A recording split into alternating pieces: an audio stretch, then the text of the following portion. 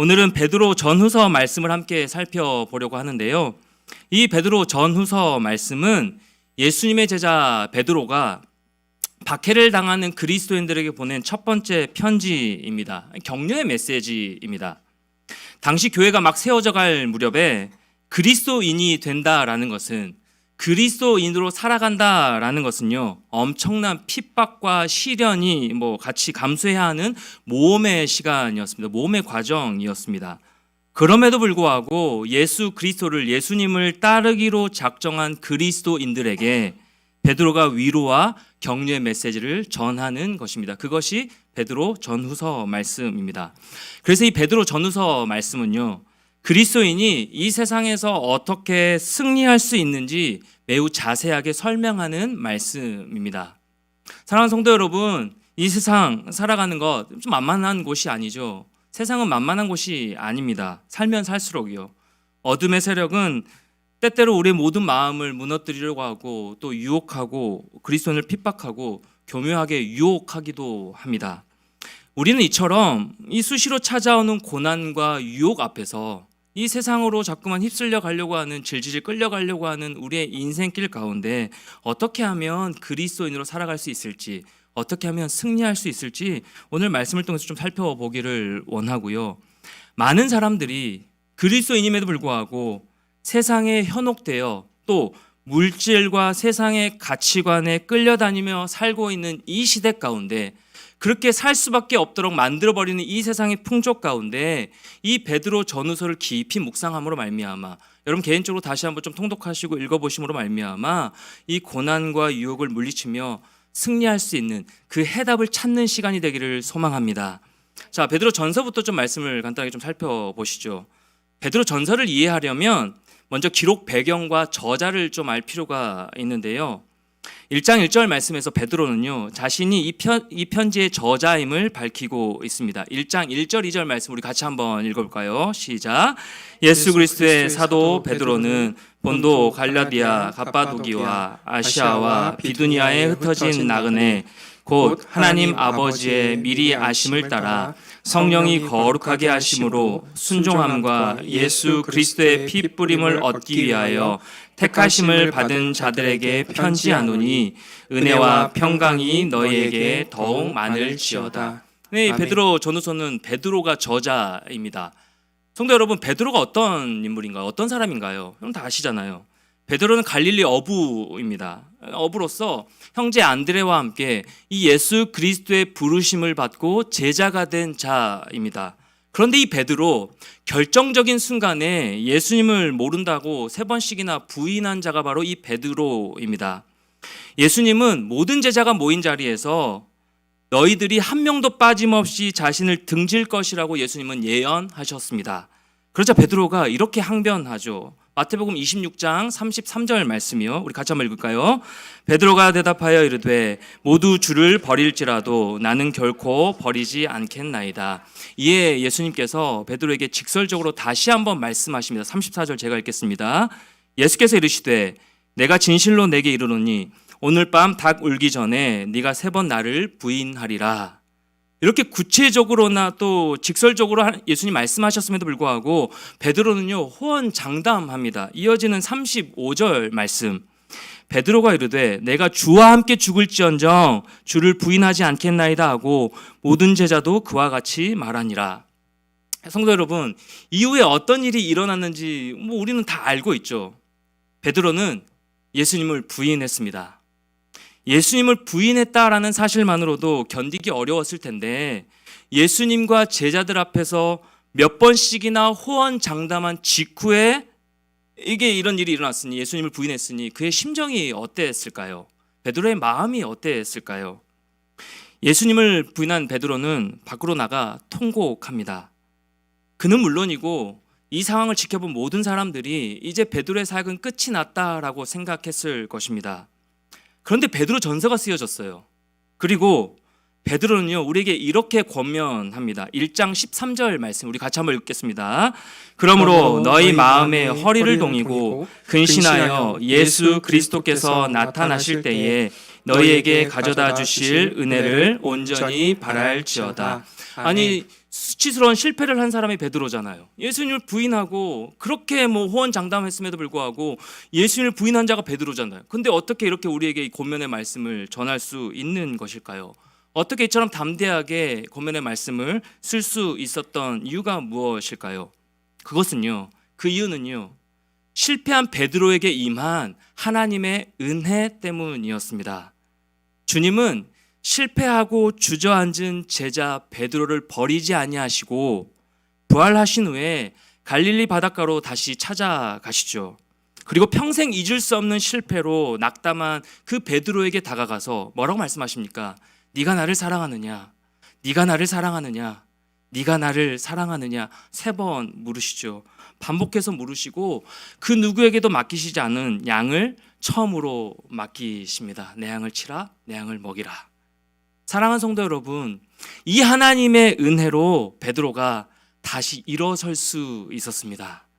감당하기 어려운, 이해할 수 없는 그 주님의 큰 사랑이 베드로를 변화시켰습니다. 베드로를 바꿔놓은 거예요. 그 이후에 우리는 이 사도행전에서 완전히 다른 베드로의 모습을 살펴볼 수가 있죠. 요즘 사도행전 계속 살펴보고 있지만 베드로는 이 초대교회의 리더로서 또 이 구심점 역할을 감당한 자가 바로 변화된 이후의 베드로의 모습입니다. 복음서에 나오는 베드로와 사도행전에 언급되어 있는 이 베드로의 모습, 같은 사람이 맞을까 싶을 정도로 완전히 다른 모습입니다. 모든 것이 끝났다고 생각했을 정도로 실패했던 이 베드로, 이 사람이 하나님의 은혜 가운데 변화시키시고 일으키시면 어떻게 새로워지는지를 우리는 베드로를 통해서 목격할 수가 있습니다. 베드로는 이처럼 처절하게 낙담하기도 하고요, 또 실패해 보았기 때문에, 완전히 좌절을 맛봤기 때문에 같은 상황에 처한 사람들에게 남다른 동정심을 가질 수 있었을 것입니다. 하나님은요, 이것을 사용하셔서, 그의 그 실패를 사용하셔서, 변화된 모습을 사용하셔서 이 베드로를 통해서 베드로 전서를 쓰게 하신 것입니다. 기록하게 하신 거예요. 그렇게 베드로는 절망 속에 있는 사람들에게, 또 이 시대를 절망 가운데 살아가고 있는 그리스도인들에게 소망을 주기 위해 그의 첫 번째 편지인 베드로 전서를 쓴 것입니다. 그런 의미에서요, 이 베드로 전서의 주제는 소망이라고 할 수 있습니다. 한 단어를 얘기하자면 소망입니다. 그것도 산 소망입니다. 이 소망을 주제로 글을 쓰기에 베드로는요, 아주 적임자였습니다. 왜요? 하나님의 은혜로 그는 변화되었거든요. 하나님의 은혜는 그는 다시 한번 일어섰거든요. 자신의 의지로서가 아니라, 자신의 힘으로서가 아니라 하나님이 일으키신 그 은혜와 그 크신 사랑으로 인하여서 다시 한번 일어설 수 있었던 것이거든요. 그렇기에 자신은 소망을 붙든 자로서 소망을 전하기에 아주 적임자였던 것입니다. 그렇다면 이 베드로가 이 소망의 메시지를 누구에게 썼느냐 하는 것인데요, 베드로전서 1장 1절 2절 말씀을 다시 한번 보시면 이 편지를 받는 대상을 이렇게 밝힙니다. 1절 말씀 같이 한번 읽겠습니다. 예수 그리스도의 사도 베드로는 본도 갈라디아, 갑바도기아, 아시아와 비두니아에 흩어진 나그네. 첫 번째 흩어진 나그네라고 기록하고 있고요. 2절 말씀, 곧 하나님 아버지의 미리 아심을 따라 성령이 거룩하게 하심으로 순종함과 예수 그리스도의 피 뿌림을 얻기 위하여 택하심을 받은 자들에게 편지하노니. 택하심을 받은 자들. 이 두 구절에는 수신자들이 처한 상황과 그들이 누구인지 밝혀주는 중요한 두 단어가 등장을 하죠. 제가 방금 언급했던 바로 나그네와 택하심을 받은 자들입니다. 나그네와 택하심을 받은 자들. 이 두 단어가 중요한 이유가 무엇이냐면, 예수 믿는 사람들의 신분이 바로 나그네와 택하심을 받은 자들이기 때문에 그렇습니다. 저와 여러분, 우리의 신분이 바로 나그네이자 택하심을 받은 자들이기 때문에 그렇습니다. 성도 여러분, 이들은 왜 나그네가 되었을까요? 경제적인 이유 때문에 나그네가 된 것이 아닙니다. 정처없이 방황한 자가 된 것이 아닙니다.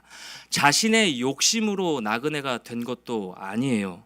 그들은 오직 이 예수 그리스도를 향한 믿음 때문에 자신의 집과 소유를 다 버린 채 먼 타향에서 나그네처럼 살았던 자들입니다.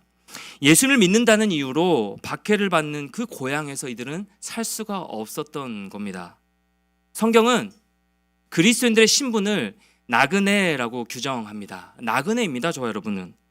주님 모르는 이 세상 사람들에게는요, 이 세상이 전부죠. 이 세상이 마지막인 것처럼 살아가죠. 왜? 이 세상이 전부니까. 여기가 고향이며 종착지입니다.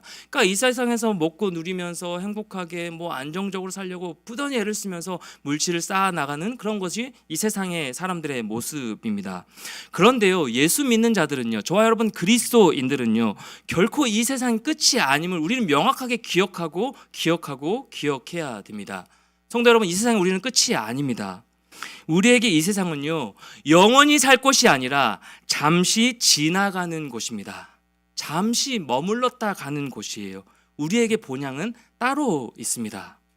그래서 분명하게 기억해야 될 사실은 무엇이냐면 우리는 정처 없이 방황하는 나그네가 아니라는 사실입니다. 우리는 하나님의 택하심을 받은 자들입니다. 2장 9절 10절에서 이렇게 말씀하시죠. 그러나 너희는 택하신 족속이요 왕같은 제사장들이요 거룩한 나라요 그의 소유가 된 백성이니 이는 너희를 어두운 데서 불러내어 그의 기이한 빛에 들어가게 하시니에 아름다운 덕을 선포하게 하려 하심이라. 10절 같이요. 시작. 너희가 전에는 백성이 아니더니 이제는 하나님의 백성이요 전에는 긍휼을 얻지 못하였더니 이제는 긍휼을 얻은 자니라. 여러분, 이것이 우리의 정체성입니다. 긍휼을 얻은 자들, 그리하여 하나님의 자녀로 택하심을 받은 자들, 나그네. 그러므로 이 베드로전서의 말씀은요, 바로 우리를 향한, 이 시대를 살고 있는 성도님들을 향한, 우리를 향한 위로의 메시지요 또 소망을 주는 말씀이 되는 것입니다. 이 베드로전서를 읽어보시면요, 고난의 실체를 좀 깨닫게 되는데요, 믿는 자들에게 고난은요 피할 수 없습니다. 그리스도인들에게 이 땅에 사는 동안 핍박과 고난은 피할 수 없는 길입니다. 왜냐하면 우리의 신분 때문에 그렇습니다. 그러나 베드로는요, 세상에서의 고난이 결코 끝이 아님을 일깨워 줍니다. 우리가 고난 속에서 잊기 쉬운 한 가지 진리를 일깨워 주는데요, 그것은 바로 하나님이 행하실 구속을 바라보고 소망하라라는 메시지입니다. 베드로전서 1장 3절에서부터 2장 12절에서 이 소망의 내용이 언급되는데요, 한 구절만 한번 살펴볼까요? 1장 3절 말씀입니다. 같이 한번 읽겠습니다. 시작. 우리 주 예수 그리스도의 아버지 하나님을 찬송하리로다. 그의 많으신 긍휼대로 예수 그리스도를 죽은 자 가운데서 부활하게 하심으로 말미암아 우리를 거듭나게 하사 산 소망이 있게 하시며라고 말씀하시죠. 여러분, 소망은요, 무엇이든 마음대로 붙잡는 것이 소망이 아닙니다. 성경에서 말하는 소망은요, 세상이 말하는 희망과는 완전히 다른 거예요. 세상은 때때로 막연한 희망을 얘기하죠. 이 또한 지나간다라고. 이 상황 지나가면 반드시 좋은 날이 온다고, 고난 뒤에 반드시 행복한 시간이 온다라고 얘기하죠. 그래서 이 용기의 말을 붙들고 많은 사람들이 힘을 내곤 합니다. 그런데 성경이 말하는 소망은요, 이것이 아니에요. 성경이 말하는 희망은 알지도 못하는 막연한 희망 같은, 어떤 세상의 희망 같은 것이 아니라 소망에는 온전한 의미가 있다라고 얘기를 합니다. 2장에서부터 4장에서 말하는 이 소망은 무엇이냐면 우리가 깨달아 알 수 있을 뿐만 아니라 이 땅에서도 적용할 수 있는 것이라고 말씀하는데요, 우리가 이 땅에서 말하는 막연한 희망이 아닌 소망을 붙들고 살아갈 삶의 본보기가 무엇이냐면 바로 예수 그리스도다라는 사실입니다. 우리가 붙들 수 있는 소망의 본보기, 예수 그리스도께서 우리의 산 소망이 되시기 때문에 어떤 세상이 말하는 막연한 희망이 성경에서 말하는 소망이 아니라 산 소망 되신 그 예수 그리스도를 붙드는 삶, 예수 그리스도를 주인 삼아 그리스도를 쫓아 행하는 삶, 이것을 소망을 붙든 자의 삶이라고 이 베드로전서에서 말씀해주고 있는 것입니다. 그래서 베드로는요, 우리에게 어떤 어려움이 닥칠 때에 놀라지 말라라고 성도들에게 말씀합니다. 역경이 닥칠 때 놀라지 말라라고 당부하면서 질병이 찾아올 때 놀라지 말라라고 얘기하고요, 어떤 자녀의 어려움이 당할 때 또 뭐 질병과 환란이 왔을 때, 뭐 경제적인 어려움이 닥쳤을 때, 억울하게 모함을 당할 때 놀라지 말라라는 것입니다. 왜요? 우리의 산 소망 되신 예수 그리스도께서, 우리와 함께 하시는 예수 그리스도께서 우리의 삶 가운데 우리가 처한 그 고난과 그 힘든 문제 가운데 함께 하고 계시기 때문이고, 그러므로 우리가 견디고 버틸 소망이 되어 주시기 때문이라고 말씀하고 있는 것입니다. 그러면 성도 여러분, 어려움과 역경을 오히려 기뻐하고요. 그리스도인은 어려움과 고난을 오히려 기뻐하고 하나님께 우리의 모든 삶을 위탁하면서 그분께 우리의 모든 염려를 맡겨드리는 삶을 살아가는 자들입니다. 이것이 산 소망을 붙들고 살아가는 그리스도인들의 모습이에요. 주님의 은혜를 바라보면서 기뻐하십시오. 예수 그리스도의 산 소망을 붙들고 그 소망 가운데 승리하시는 모든 성도님들 되시기를 축복합니다. 이러한 모습이 소망을 붙들고 살아가는 그리스도인들의 모습이다라는 사실이에요. 5장 8절에서 10절에 이렇게 말씀합니다. 근신하라 깨어라 너희 대적 마귀가 우는 사자같이 두루다니며 삼킬 자를 찾나니 너희는 믿음을 굳건하게 하여 그를 대적하라. 이는 세상에 있는 너희 형제들도 동일한 고난을 당하는 줄을 알미라. 모든 은혜의 하나님 곧 그리스도 안에서 너희를 부르사 자기의 영원한 영광에 들어가게 하신 이가 잠깐 고난을 당한 너희를 친히 온전하게 하시며 굳건하게 하시며 강하게 하시며 털을 견고하게 하시리라. 아멘. 말처럼 쉽습니까?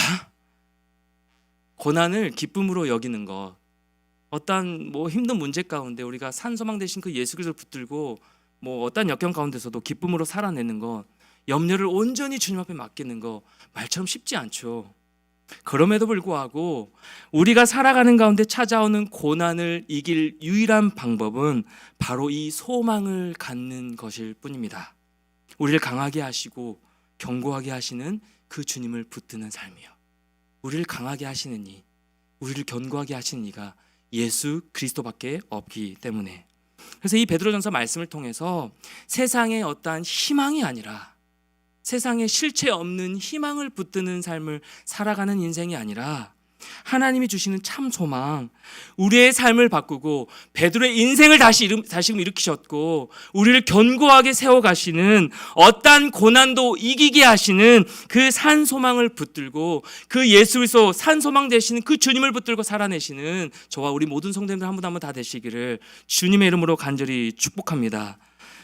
그래서 이 베드로전서를 통하여서 우리가 적용할 수 있는 두 가지 적용이 있는데요. 첫 번째가 무엇이냐면 고난과 실패가 미래를 좌우하지 않게 하라라는 것입니다. 첫 번째, 고난과 실패가 미래까지도 좌우하지 않게 하라. 가만히 보면요, 이 세상은 좀 정해진 삶의 양식이 있는 것 같아요. 뭐냐니까 과거의 실패가 우리 미래까지도 좌우하려고 하는 그런 모습입니다. 불행한 어린 시절 보냈습니다. 예를 들어서 불행한 어린 시절 보낸 자는 우리의 어른이 되어서도 불행하다라고 생각하며 살아가는 자들이 너무너무 많이 있고요. 경제적으로 지금 조금 궁핍하거나 여러 가지 환란이나 어려운 문제가 있어서 그런 모습 가운데 끊임없이 고난을 헤쳐나가고 있는 성도님 가운데서 이 불행이, 이 고난이 계속 지속될 것처럼 생각하며 살아가는 분들이 굉장히 많이 있다라는 것이죠. 그리스도인들 가운데서도요. 근데 그것은요, 사탄의 속삭임을 여러분 기억하십시오. 사탄의 속삭임입니다. 사랑하는 성도 여러분, 그렇게 사탄이 우리 마음 가운데 속삭일 때요, 너는 불행한 자야, 너는 행복해질 수 없어, 너는 고난 가운데 기뻐할 수 없는 자야, 너는 소망이 없는 자야, 너는 살아갈 소망이 없는 자야, 너는 희망이 없는 자야 라고 계속해서 우리 마음 가운데 속삭일 때 여러분 베드로를 떠올리십시오. 여러분 베드로를 떠올리시기 바랍니다. 예수님의 12제자 가운데 가장 처절한 패배, 실패를 경험했음에도 불구하고 베드로를 통해 전하는 이 말씀을 여러분 다시 한번 상기하고 보시기 바랍니다. 내 지금 처한 상황 때문에 여러분 불행하다라고 생각하시는 성도님들 계십니까? 그렇지 않습니다. 우리가 예수 그리스도 이 산 소망을 붙들고 나아갈 때 우리의 삶은요, 저와 여러분의 삶은요, 하나님의 능력으로 완전히 회복되고 달라질 수 있습니다. 그러므로 과거의 고난과 실패가요, 우리의 미래까지도 좌우하지 않게 여러분 결단하고 회복을 누리시며 나아가는 모든 성도님들 되셨으면 좋겠습니다. 우리는 현재에게 주신 산소망 대신 예수 그리스도가 계시기 때문입니다. 그 주신 소망으로 과거의 실패를요 뛰어넘어 은혜 가운데 미래를 소망을 붙들고 살아갈 수 있는 자가 될 수 있다라는 사실. 그런가 하면 두 번째가 무엇이냐면, 두 번째 적용할 실패와 고난이요 오히려 다른 사람을 격려하는 통로가 되게 하라라는 것입니다. 베드로가 마침내 이 일을 해냈습니다. 그는 실패 가운데 하나님의 은혜로 딛고 일어나서요, 그는 눈물을 거두고 다시 한번 무릎을 일으켜 세워 일어남으로 말미암아 성도들에게 그리스도인들에게 소망을 주기 위해 펜을 든 것입니다. 이 베드로전서를 주님의 명령 가운데 쓴 것입니다. 그 편지가 바로 지금 이 시대를 살아가고 있는 우리 성도님들에게까지 읽혀지고 있는 말씀으로 주신 것입니다. 성경은 우리가 고난과 과거의 어떤 실패도 이길 수 있을 뿐만 아니라요, 더 나아가 하나님께서 우리에게 그러한 고난을 주신 이유가 있다라고 말씀합니다. 그 이유가 무엇이냐면 고난에 처한 다른 사람들을 위로하기 위해서라는 것입니다. 제가 이런 것들을 개인적으로 참 실제적으로 참 많이 경험하고 있는 요즘인데요, 2020년이죠. 3년 전에 갑자기 아버지께서 하나님의 부르심 받고 소천하셨습니다. 돌아가셨습니다. 아버지께서 돌아가시면서 저는 이제 마지막 임종도 갑자기 응급실에 가셨다가 한 3-4시간 만에 혈압이 떨어지시면서 갑자기 돌아가신 그런 상황 가운데 마지막 모습도 못 보고 그저 한 2달 전쯤 고향을 방문해서 아버지와 맛있게 야식을 먹었던 그 기억이 마지막 아버지와 추억이 돼버렸거든요. 근데 그 모습으로 말미암아 제가 느낀 이 충격과 아픔은요 말할 수가 없습니다. 아버지의 부재라는 이 마음들이 굉장히 제 마음을 공허하게 만들 너무너무 힘든 시간들이었습니다. 그런데 뒤돌아서 보니까요, 그 시간들을 통해서 죽음에 대해서 다시 한번 생각해 보게 되었고요, 그리고 천국에 대한 소망을 제가 갖게 되었습니다. 또 사랑하는 가족과 이별하게 되시는 성도님들 제가 마주하게 될 때 이전과는 달리, 이전에 아무도 제 주변에 사랑하는 사람들이 죽는 그 죽음을 경험해 보지 못한 그런 경험 가운데 그저 가서 같이 위로해드리고 같이 함께 예배해드리고 또 소망을 드리고 할 수는 있었지만 직접적으로 제 마음에 제가 겪은 마음을 같이 전달해드리는 그런 마음을 할 수 없었는데, 이전과는 달리 그 아픔을 같이 공감할 수 있게 되었다는 사실, 그리고 이전과는 달리 한마디를 하더라도 위로의 마음을, 왜냐하면 제가 겪었기 때문에 위로의 마음을 전할 수 있게 된 그런 사실을 제가 경험하면서 모든 것에는 다 하나님의 뜻이 있고 이유가 있구나, 오카노 목사님 쓰신 것처럼 고난에는 다 하나님의 뜻이 있구나라는 것들을 뼈저리게 많이 생각하게 된 시간들이었습니다. 주 안에 사랑하는 성도 여러분, 어떠한 고난과 실패도요 우리를 무너뜨릴 수가 없습니다. 어떠한 고난과 역경도요 하나님의 사람들인 저와 여러분을 무너뜨릴 수가 없습니다. 왜요? 우리에게는 소망이 있기 때문입니다. 우리는 하나님의 택하심을 받은 자들, 하나님의 소망이 있는 하나님의 사람들이기 때문에 그렇습니다. 이 소망을 붙들고 소망의 사람으로 살아가는 거예요. 이 산 소망을 붙들고 세상의 희망이 아니라 소망 대신 예수 그리스도를 붙들고 살아가는 모습입니다. 고난을 이기는 것에서 그치지 않고 그 과거의 실패와 현재의 고난과 그 상처를 딛고 일어나서, 베드로처럼 그 실패를 딛고 일어나서 하나님의 은혜와 말로 형용할 수 없는 그 사랑을 힘입어서 다시 한번 일어나서 나와 똑같은 아픔을 겪고 있는 성도님들에게 다가가서 위로의 메시지를 한마디로 전할 수 있는 자가 되는 것, 그 위로자가 되는 것, 그 축복의 통로 역할을 감당하는 삶, 그런 모습으로 살아가는, 소망 가운데 살아가시는 모든 성도님들 되셨으면 참 좋겠습니다. 그것이 소망 가운데 살아가는 그리스도인들의 모습입니다. 여기서 끝냈으면 좋겠는데 베드로 후서가 나왔습니다. 잠깐 살펴보겠습니다. 잠깐 살펴보면 여러분, 베드로 후서는요 금방 끝납니다. 성도가 주의하고 또 대비해야 될 대상에 대한 경고의 메시지가 바로 베드로 후서입니다. 간단하게 말씀드리면 당시 교회 내에 번져 있는 이 거짓 선지자들에 대한 그 위험에 대해 경고하는 메시지가 바로 베드로 후서 말씀입니다. 교회에 침투한 이 거짓 교사들이요 도덕적 방종을 막 이렇게 조장했고요, 성도들에게. 또 그리스도의 재림에 대한 이 사도들의 가르침을 완전히 부인했습니다. 그래서 이 성도들 가운데 뭐가 일어났냐면 종말론적 회의론이 일어나기 시작했습니다. 뭐 아무것도 아니네. 이에 베드로는 이 교회의 기반을 위협하는 이 거짓 선지자들의 이단을 경계하면서 성도들로 하여금 미혹에 빠지지 말고 산소망 되시는 그 예수 그리스도의 이름을 붙들고 다시 한번 일어나서 경건 생활을 힘쓰는 가운데 죄의 재림을 대망하도록 하기 위해 이 베드로 후서를 기록한 것입니다. 죄의 재림을 대망하기 위해. 뭐 동일한 메시지죠. 그 전제로 언급한 것이 무엇이냐면 먼저 우리의 승리의 근거이신 예수님을 아는 삶을 첫 번째 전제로 중요하게 얘기를 합니다. 베드로서 3장 17절 18절 말씀 우리 같이 한번 읽을까요? 시작. 그러므로 사랑하는 자들아 너희가 이것을 미리 알았은즉 우법한 자들의 미혹에 이끌려 너희가 굳센 데서 떨어질까 삼가라. 오직 우리 주 곧 구주 예수 그리스도의 은혜와 그를 아는 지식에서 자라가라. 영광이 이제와 영원한 날까지 그에게 있을지어다. 사랑하는 성도 여러분, 우리가 가장 먼저 알아야 할 것이 무엇이냐면 진리이신 예수 그리스도이십니다. 주님이 어떤 분이신지, 무슨 일을 행하셨는지, 그래야 우리가 제자로 부르심 받은 우리가 그 예수님의 길을 따를 수 있는 것 아니겠습니까? 단순히 그런데 지식적으로만이 아니라 지식적으로만 뭐 예수님 이런 분이구나라고 쌓아가는 것이 아니라 우리 마음으로 내려오도록 전 인격적으로 예수 그리스도를 알아가고 따르는 삶이 되도록 그렇게 힘써야 된다라는 것입니다. 예수님을 바로 알아 그분과 친밀한 교제를 나눌 때 하나님이 주시는 그 은혜와 평강, 참된 샬롬, 평안을 누릴 수가 있고요. 세상이 주는 잠깐의 안식과 평안이 아니라 하나님 예수 그리스도를 통해서 주시는 참 평안을 우리가 누릴 수가 있고요.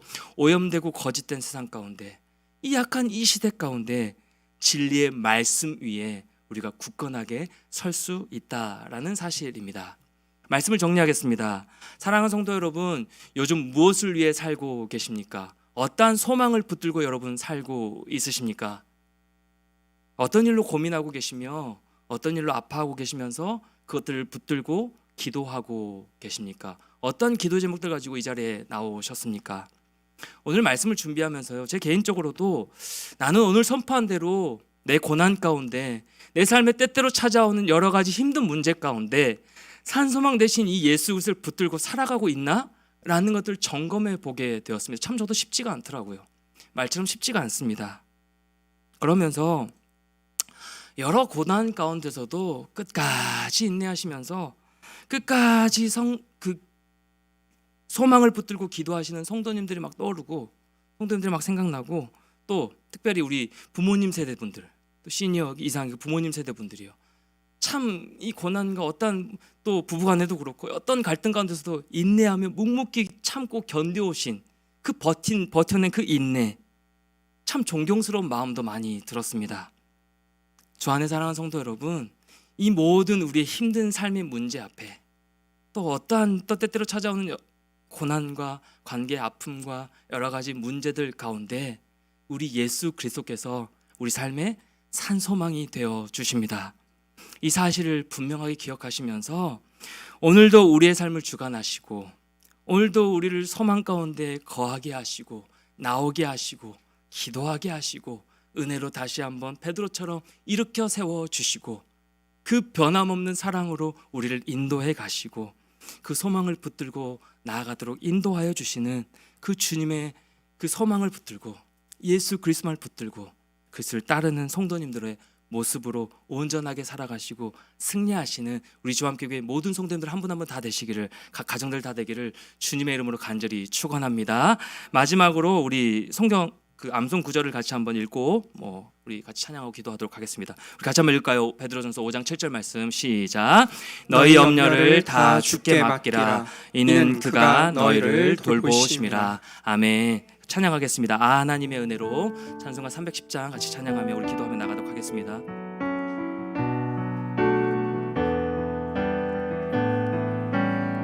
하나님의 은혜로 하나님의 은혜로 있을 데 없는 왜 구속하여 주는지 왜 구속하여 주는지 난 알 수 없. 다시 한번 고백할까요? 아 하나님의 은혜로, 아 하나님의 은혜로 있을 데 없는 자. 왜 구속하여 주는지, 왜 구속하여 주는지 난 알 수 없고, 내가 믿고 또 의지함은, 내가 믿고 또 의지함은 내 모든 형편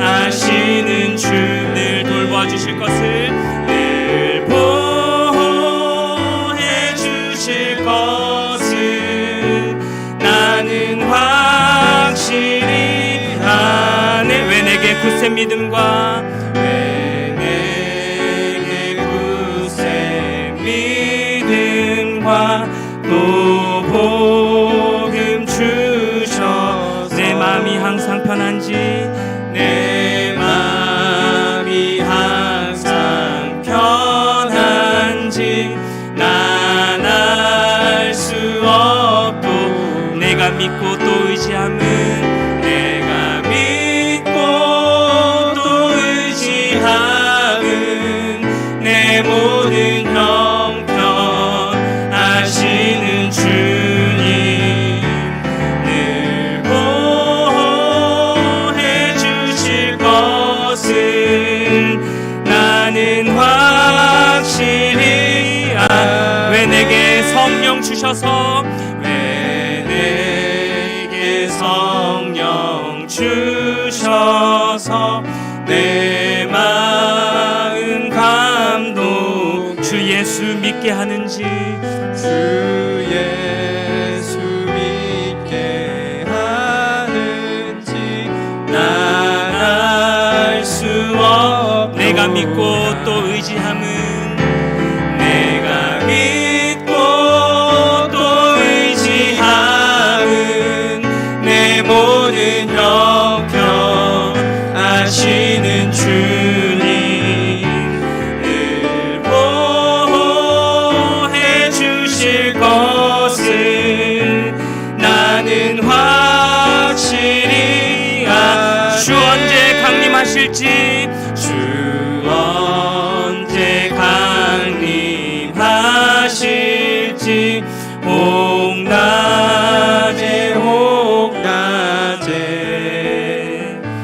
또 주님 만날 그곳도 난 알 수 없도, 내가 믿고 또 의지함은, 내가 믿고 또 의지함은 내 모든 형편 아시는 주님, 늘 보호해 주실 것을 나는 확실히. 크신 계획 다 볼 수도 없고, 크신 계획 다 볼 수도, 작은 고난에 지쳐도, 작은 고난에 지쳐도 주께 묶인 나의 모든 삶, 주께 묶인 나의 모든 삶 버티고 견디게 하고. 다시 한번 고백할까요? 크신 계획 다 볼 수도 없고,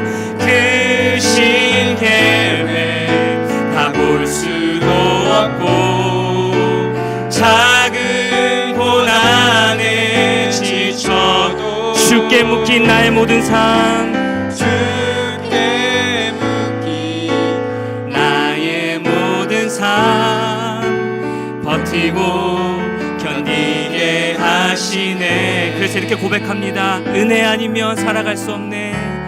은혜 아니면 살아갈 수가 없네. 나의 모든 것, 나의 모든 것 다 주께 맡기니, 참된 평안과 참된 평안과 위로 내게 주신 예수뿐이네. 참된 소망과 위로 내게 주신 주님, 참된 소망과 위로 내게 주신 주 예수, 오직 예수뿐이네. 사랑하는 성도 여러분, 우리는 무엇을 붙들고 무엇을 소망하며 살아가고 있습니까?